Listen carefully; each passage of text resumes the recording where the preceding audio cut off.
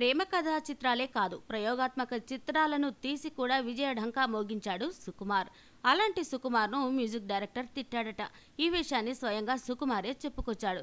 ఇంతకీ అతడు ఎవరా అని అనుకుంటున్నారా? అతడే rock music director Devi Sri. Sukumar, Devi Sri Prasad మంచి స్నేహితులనే విషయం తెలిసిందే. సుకుమార్ మొదటి సినిమా ఆర్య నుంచి ఇప్పుడు చేస్తున్న రంగస్థలం 1985 వరకు అన్ని చిత్రాలకు దేవియే మ్యూజిక్ డైరెక్టర్.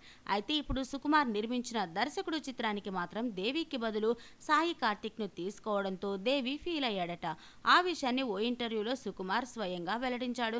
నిజానికి నేను అడిగితే దేవి కాదనడు, కానీ ప్రతి సినిమాకు దేవిశ్రీని వాడుకోదలుచుకోలేదు. అన్న కొడుకు కోసం తనని వాడుకున్నాడనే చెడ్డ పేరు నాకొద్దు. అయితే ఈ సినిమాకు తీసుకోనందుకు దేవిశ్రీకి నాపై కోపం వచ్చింది. ఈ విషయంలో నన్ను తిట్టాడు.